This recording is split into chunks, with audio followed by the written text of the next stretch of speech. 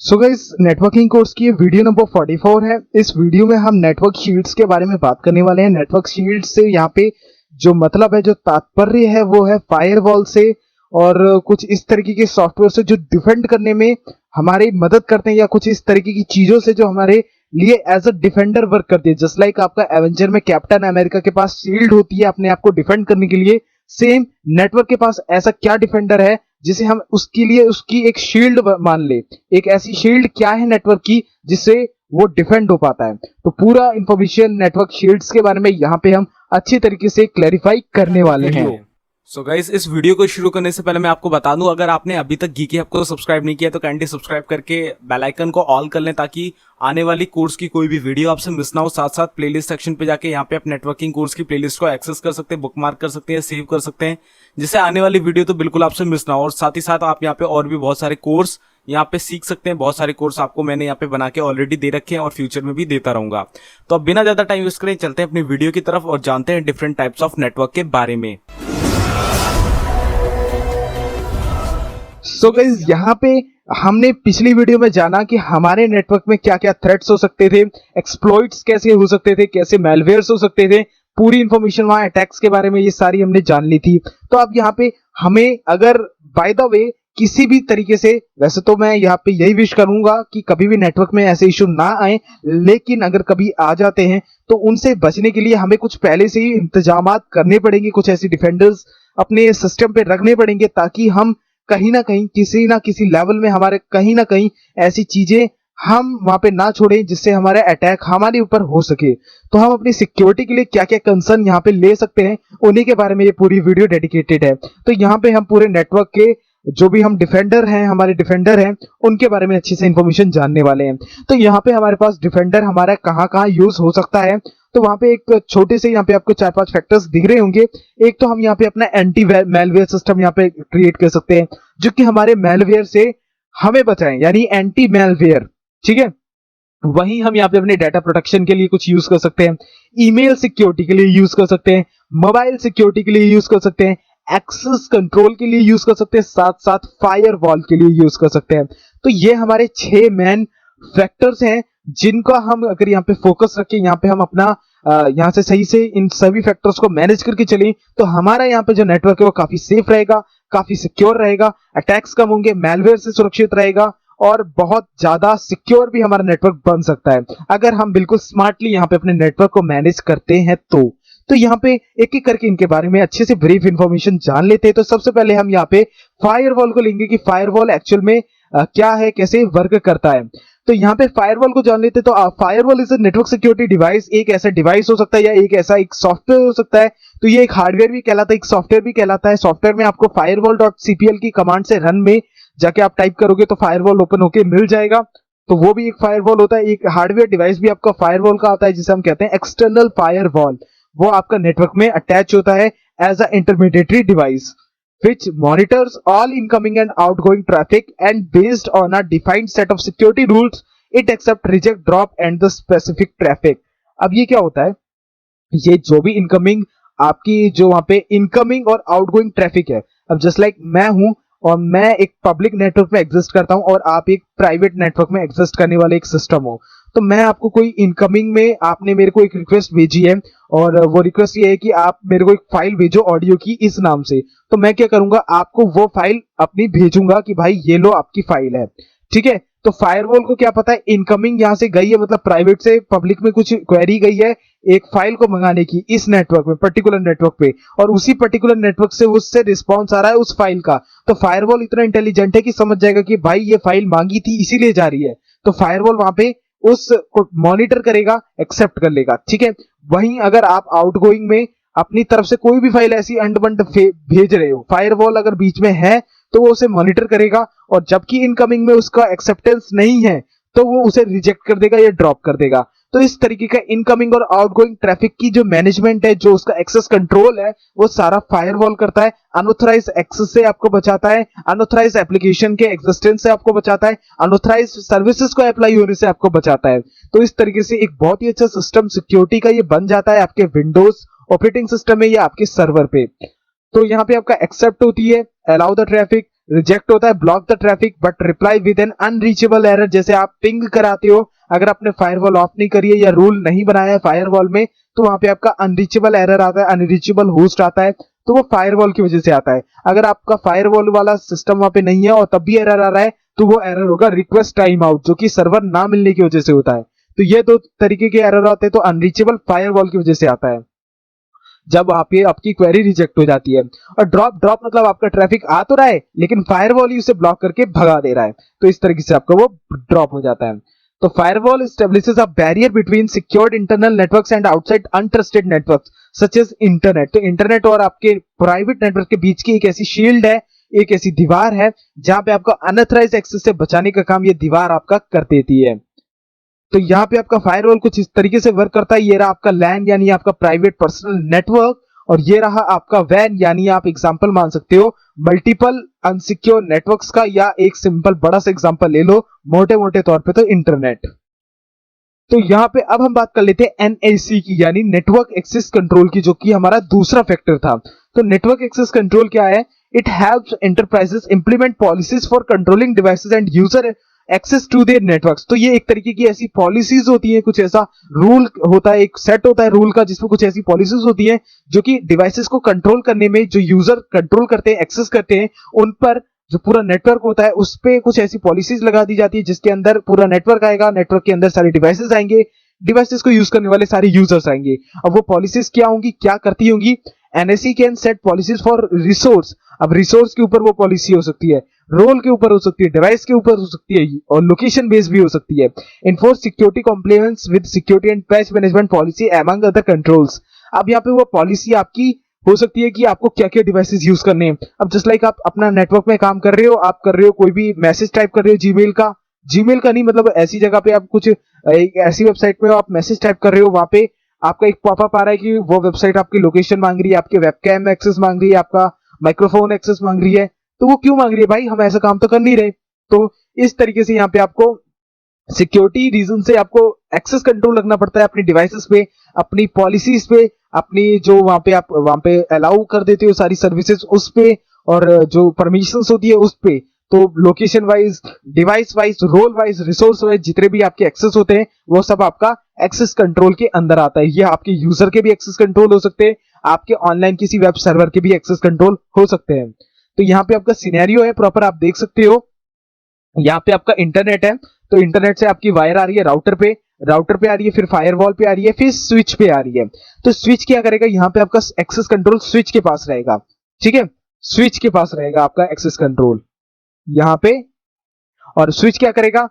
VoIP में एक wire दे देगा, एक वायर आपकी सिक्योरिटी कैमरा में दे देगा, एक टेलीविजन में दे देगा, एक पीसी में दे देगा, एक आपके प्रिंटर में दे देगा, और एक आपकी हॉटस्पॉट पे दे देगा। हॉटस्पॉट से सारे नीचे के डिवाइसेस वाईफाई के थ्रू कनेक्ट हो जाएंगे। ओके, तो यहाँ पे आपका स्विच एक एक्सेस कंट्रोल डिवाइस है। अब ये क्या करेगा? यहाँ पे एक्सेस कंट्रोल का एक छोटा सा एग्जांपल मैं आपको दे देता हूं।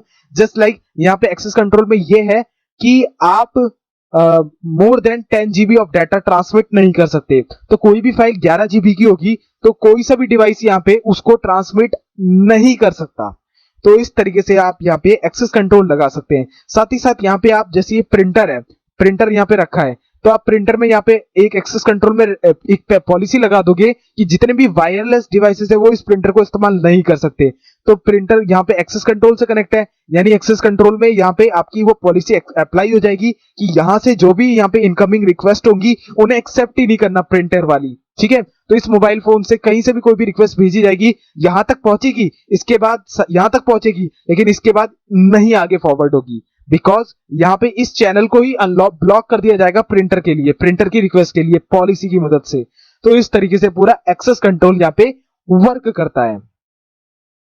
तो यहाँ पे जान लेते हैं मोबाइल सिक्योरिटी। तो मोबाइल में अगर आप वर्क कर रहे हो तो यहाँ पे आपके नेटवर्क से आपकी सिक्योरिटी, अगर आप वाईफाई से कनेक्टेड हो, किसी अपनी खुद की पर्सनल सिक्योरिटी की अगर हम यहाँ बात करें तो हमारा क्या क्या यहाँ पे मेन फैक्टर्स हैं। तो यहाँ पे आपको हमेशा अपना ब्लूटूथ ऑफ करके रखना है, क्योंकि हो सकता है ब्लूटूथ के कनेक्शन से ही आपको पेयर कर लिया जाए और आपके इंफॉर्मेशन को आपका किसी फ्रीक्वेंसी की मदद से आपका डाटा लीक कर दिया जाए।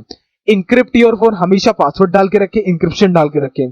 Set up remote location wipe, आप कभी भी जब भी रिमोट लोकेशन करते हो उसे वाइप कर ले, मतलब चेंज करते रहें। जस्ट लाइक आप लोकेशन आपने ऑन कर रखी है, तो आप डिसेबल कर दें जब आपका वर्क ना हो, और वाइप तभी करें, मतलब आप इनेबल तभी करें जब आपको जरूरत हो। किसी भी ऐसे एप्लीकेशन में आपको लोकेशन देने की जरूरत नहीं है जहां पे आपको लोकेशन का कोई रिलेशन ही ना करना हो। जस्ट लाइक आप यहाँ पे काम कर रहे हो फेसबुक में या किसी और वेबसाइट में, जस्ट लाइक आप देख रहे हो कुछ भी चीज देख रहे हो यार, जस्ट लाइक आप मूवी देख रहे हो और वो आपकी लोकेशन मांग रहा है, तो आपको नहीं देनी है, ठीक है। बैकअप योर डाटा, आपको समय समय पे अपने बैकअप लेना चाहिए डाटा का, क्योंकि अगर वायरस अटैक हो गया, आपका डाटा इंक्रिप्ट हो गया या डिलीट हो गया या करप्ट हो गया, तो आपको बैकअप मिल जाए वापस से। डोंट जेल ब्रेक और रूट योर फोन, कभी भी रूट ना करें या कभी भी जेल ब्रेक ना करें अपनी फोन को फुल परफॉर्मेंस में लाने के लिए, क्योंकि इससे आपके मोबाइल फोन में सिक्योरिटी में कंसर्न आ सकता है। मोबाइल रूट करने में हो सकता है रूट आप कोई ऐसी फाइल से कर दे जो कि बैकग्राउंड में एक्सप्लॉइट वर्क कर रहे हो, उसके कोई पेलोड हो उसके अंदर जो कि आपका डाटा फिर इनक्रिप्ट करके या आपका डाटा इधर से उधर लीक करने लगे, तो इसलिए आपको जेल ब्रेक और रूट नहीं ही करना है, okay. Update the operating system, समय समय पे ऑपरेटिंग सिस्टम को अपडेट करते रहें, क्योंकि अपडेट करने से क्या फायदा होगा, आपको जो भी नए कंसर्न आते हैं, जो भी नए बग्स होते हैं या नए वायरस अटैक्स होते हैं, वो जब इंट्रोड्यूस होते हैं तो कंपनियां क्या करती हैं, उन सब का एक पैच निकालती हैं। पैच से क्या होता है कि वो वायरस अटैक आपके मोबाइल फोन पे फिर नहीं होगा, अगर होगा तो तुरंत आइडेंटिफाई कर लिया जाएगा। तो अपडेट करते रहे समय समय पर। डाउनलोड एंटीवायरस या एंटी मैलवेयर, तो एक एंटी मैलवेयर सॉफ्टवेयर आप परचेज करके अपने फोन में इंस्टॉल कर सकते हैं। अगर आप ज्यादा ही इंटरनेट में इधर उधर की ऐसी वेबसाइट्स पे जाते हैं जो कि अनसिक्योर हो सकती है, तो इससे आपको एक सिक्योरिटी, अच्छी सिक्योरिटी प्रोवाइड हो जाएगी। या कुछ ऐसे एप्लीकेशन आप इंस्टॉल करते हो जो कि अनसिक्योर है या अनसिक्योर जगह से आप इंस्टॉल करते हो, तो anti malware software is mandatory for you. Use public wifi with caution, आप पब्लिक वाईफाई वहां पे यूज कर रहे हो तो आप एक वीपीएन इंस्टॉल करने के बाद ही वाईफाई का इस्तेमाल करें, क्योंकि कई बार होता है कि पब्लिक वाईफाई में आपका जो डाटा है वो लीक होने की बहुत ज्यादा प्रोबेबिलिटी होती है। जस्ट लाइक आपने सुना होगा जो आपके जो मॉल्स में वाईफाई होते हैं वहां से आपका डाटा भी लीक हो जाता है कई बार। तो इस तरीके से वहां पे आपको बिल्कुल कंसर्न होकर एक वीपीएन इंस्टॉल करके रखना है और तब आपको वाईफाई से कनेक्ट करना है।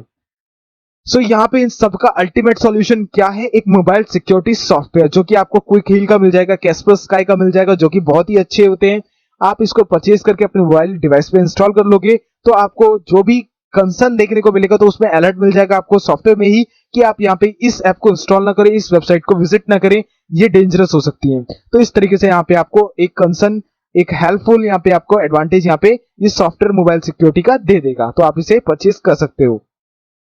सो अब यहाँ पे हम बात कर लेते हैं ईमेल सिक्योरिटी की। अगर हम ईमेल से रिलेटेड कोई नेटवर्क सिक्योरिटी की बात कर रहे हैं, जैसे ऑर्गेनाइजेशन में आउटलुक चल रहा है, तो आउटलुक में क्या क्या हम यहाँ पे ईमेल सिक्योरिटी पे हम क्या क्या वहां पे एडवांटेजेस ले सकते हैं या क्या क्या हम प्रिकॉशंस बरत सकते हैं।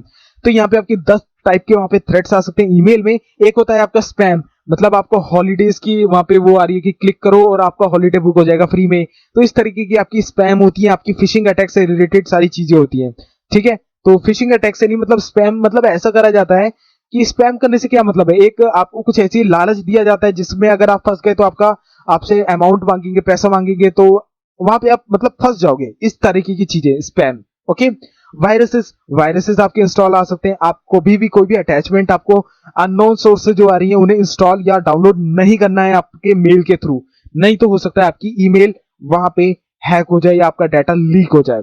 ईमेल स्पूफिंग ईमेल मतलब आपकी जो क्रेडेंशियल्स होते हैं, जो आपकी ईमेल के जो पासवर्ड होता है, आपका यूजर नेम होता है, ईमेल होती है, वो सब आपकी स्पूफ कर ली जाए, आपके पैकेट्स या उसकी कुकीज स्पूफ कर ली जाए, चुरा ली जाए, तो उस चीज से बचना है। कोई भी अनवांटेड या अनमेलिशियस जो आपकी मेल्स होती हैं, ईमेल्स होती हैं, लिंक्स होती हैं, उनको क्लिक कभी भी आपको नहीं करना है, ठीक है। Phishing attack, fake login page पे तो बिल्कुल भी क्रेडेंशियल अपने नहीं एंटर करने हैं। डिस्प्ले नेम स्पूफिंग, अब यहाँ पे आपका जो नेम दिख रहा है वो एक्चुअल में एग्जिस्ट कर रहा है नहीं कर रहा है, और वो आपका अगर फेसबुक से आपका जैसे कोई फेसबुक से आपको ईमेल आना है या किसी वेबसाइट से ईमेल आना है, किसी ऑर्गेनाइजेशन से ईमेल आना है, और उस ईमेल में आप किसी और ईमेल से आपको उस ऑर्गेनाइजेशन के नाम से ईमेल आ रहा है, तो वो होता है डिस्प्ले नेम स्पूफिंग, मतलब फ्रॉड, वहां पे आपको कंपनी बनाकर आपसे ठगी करी जाती है। जैसे आपको आता है कि आपका यहाँ से शेवरोलेट कंपनी से हम बात कर रहे हैं और आप एक शेवरोलेट की कमेरो कार जीत चुके हैं, तो इस तरीके से फेक ईमेल्स होती है जिसे हम कहते हैं डिस्प्ले नेम स्पूफिंग। तो उन सब चीजों से आपको बच के रहना है। बीईसी अटैक्स होते हैं, ये आपके एक्सप्लॉइट वाले अटैक होते हैं। अगर आप इस छोटी सी अटैचमेंट को डाउनलोड कर लेते हो, जैसे पीडीएफ के अंदर अटैच हो जाते हैं, तो उसमें क्या होता है आपके बैकग्राउंड में आपको वहां पे मॉनिटर करा जाता है और आपकी इंफॉर्मेशन स्टेप बाय स्टेप वहां पे जो भी आप कर रहे हो वो काम वो सब रिकॉर्ड करके भेज दिया जाता है कहीं और, जो कि हैकर की लोकेशन होती है। रैंसमवेयर, आपका डाटा इंक्रिप्ट हो जाएगा और आपसे फिरौती मांगी जाएगी। 0 डे अटैक्स, अलग अलग तरीके के अटैक्स होते हैं यार, आपके ईमेल हैक करने के लिए, आपके डाटा को चोरी करने के लिए। अकाउंट टेक ओवर, आपके अकाउंट को टेक ओवर कर लिया जाएगा, मतलब आपका पासवर्ड तक चेंज कर दिया जाएगा, बाईपास, हाई, आपका क्या कहते हैं उसे, जो एरोप्लेन में करा जाता है, हाईजैक कर ली जाएगी आपकी ईमेल। तो इस तरीके से बहुत सारे अटैक्स होते हैं। की लॉगर्स गाइस, ये बहुत ज्यादा यहाँ पे फैसिनेटिंग टॉपिक है। की लॉगर, अब की लॉगर क्या चीज है? की लॉगर एक ऐसा सॉफ्टवेयर है जो कि अगर आपके सॉफ्टवेयर वो इंस्टॉल हो जाए तो आप एक एक जो बटन दबा रहे हो, एक एक जो स्ट्रोक कर रहे हो कीबोर्ड में, एक एक माउस क्लिक कर रहे हो, सब कुछ रिकॉर्ड होता चला जाएगा। और अगर उसमें कॉन्फ़िगरेशन ऐसी है कि एक ईमेल में पर्टिकुलर टाइम के बाद वो सेंड करता रहे, वो सारे लॉग्स, वो सारे जो भी रिकॉर्ड्स हैं, वो अपने आप ही वो आपके रिकॉर्ड कर करके सेंड करता रहेगा हैकर को। तो इस तरीके का ये कीलॉगर सॉफ्टवेयर होता है। तो ये आपके 10 मेजर ईमेल थ्रेड्स होते हैं जो कि जिनको आपको फोकस करके चलना है। कोई भी मैलिशियस आपको सॉफ्टवेयर इंस्टॉल नहीं करना, लिंक से कोई भी अटैचमेंट डाउनलोड नहीं करनी, किसी भी लिंक पे ऐसी नहीं जाना जो कि अनवांटेड है। तो इन सब चीजों से बच के रहना है। स्पैम में आपको अनवांटेड चीजों को डालते रहना है। स्पैम आपका एक फोल्डर होता है या ब्लॉक कर देना है। तो इन सब चीजों से आप बिल्कुल सेफ रह सकते हो, बचे रह सकते हो। सो इनका भी एक अल्टीमेट सिक्योरिटी यहाँ पे आपको मिल जाती है, एक अल्टीमेट सॉल्यूशन मिल जाता है जिसे कहते हैं हम इंटरनेट सिक्योरिटी। अभी मैंने आपको पिछली स्लाइड में दिखाया था एंटी मेलवेयर सिक्योरिटी, जिसे हम एंटीवायरस भी कह सकते हैं मोबाइल डिवाइस का। और अब यहाँ पे आपको मैं बता रहा हूँ कैस्पर्स का इंटरनेट सिक्योरिटी, जिसमें आपको इंटरनेट से रिलेटेड सारी सिक्योरिटी मिल जाती है। कोई भी स्पैम आता है ये अलग से ही आपको उसका नोटिफिकेशन दे देता है कि यहाँ पे आपको नहीं जाना है, ये एक फ्रॉड चीज है। इस तरीके से ये आपको इंटरनेट सिक्योरिटी प्रोवाइड हो जाती है। ये भी बहुत अच्छी ब्रांड की है कैस्पर्स का है, और आप इसमें कोई खील की भी ले सकते हो, और भी बहुत सारे यार आते हैं एंटीवायरस, आप उनके भी ले सकते हो, लेकिन बेटर आपको कैस्पर्स का है और आपको क्विक हील ही मिलेगा, नॉर्टन भी मिल जाएगा। ठीक है, तो यहाँ पे अब आता है हमारे पास डाटा प्रोटेक्शन। तो डाटा सिक्योरिटी आज की डेट पे सबसे इंपॉर्टेंट चीज है। डाटा सबसे ज्यादा प्रीशियस चीज है आज के वर्ल्ड में। आज के वर्ल्ड में डाटा से बड़ा कुछ भी नहीं है, सोना भी नहीं। ठीक है, data security is the process of protecting files, databases and accounts on a network. अब एक नेटवर्क है तो उसमें सर्वर होगा तो डाटा होगा तो डेटाबेसेस होंगे, फाइल्स होंगी, अकाउंट नेम होंगे, अकाउंट नंबर्स होंगे, ये सब चीजें होती हैं। Bye adopting a set of controls, application and techniques that identify the relative property importance of different data sets, their sensitivity, regulatory compliance requirement, and then applying appropriate protections to secure those। अब यहाँ पे आपको data protection आपको वहां पे रखना है, तो वहां पे आपको प्रॉपर वहां सिक्योरिटी रखनी पड़ेगी, प्रॉपर फायरवॉल रखनी पड़ेगी, प्रॉपर आपको एक ऐसी वहां पे मैनेजमेंट रखना पड़ेगा जो कि उस पूरे सर्वर का मेंटेनेंस रखे, उस प्रॉपर पूरे नेटवर्क का मेंटेनेंस रखे कि कोई भी अनऑथराइज्ड एक्सेस ना हो, कोई भी अनऑथराइज्ड चीज वहां पे अटैच ना हो, या कोई भी अनऑथराइज्ड स्क्रिप्ट वहां रन ना हो, कोई ऐसा सॉफ्टवेयर डाउनलोड ना हो जो कि मैलिशियस हो, कोई ऐसी लिंक ओपन ना हो जो कि मैलिशियस हो। तो इन सब चीजों से आपका डाटा भी प्रोटेक्ट होता है। तो आपको अपना डाटा प्रोटेक्ट करके रखना है। तो आप समय समय पे अपना बैकअप लेते रहें, और कोई भी कॉन्फिडेंशियल डाटा आप बिल्कुल ऐसे ना रखें, बिल्कुल उसे इनक्रिप्ट करके रखें, ताकि अगर वो आपका कोई उसे चुरा भी लेता है, कैप्चर भी कर लेता है, तो इनक्रिप्ट होने की वजह से वो उसे खोल ना पाए। तो इस तरीके से आप डाटा प्रोटेक्शन भी यहाँ पे कर सकते हो। सो यहाँ पे अगर आपको डाटा प्रोटेक्शन करना है तो इसका भी अल्टीमेट सॉल्यूशन है एंटी मेलवेयर यानी एंटीवायरस। तो आप एंटीवायरस का इस्तेमाल यहाँ पे कर सकते हो। एमसी सॉफ्ट का ये बहुत ही अच्छा एंटी मेलवेयर प्रोग्राम है, माइक्रोसॉफ्ट सर्टिफाइड है, तो आप इसे भी परचेज कर सकते हो। बहुत ही अच्छा यहाँ पे इसके प्लान होते हैं, बहुत ही अच्छे ये वर्क करता है। So I hope guys you got the point of the video. इस वीडियो में दी गई इंफॉर्मेशन एंड आपकी जो नेटवर्क की शील्ड्स होती है उनके बारे में आपको क्लियर हुई होगी, एक अच्छा विजन मिला होगा इन शील्ड्स के रिलेटेड। तो मैं यही आशा करता हूं कि अगर थोड़ी सी भी नॉलेज मिली है तो इस वीडियो को एक लाइक कर देना। कोई भी कमेंट हो, सुझाव हो, क्वेश्चन हो, नीचे कमेंट कर देना।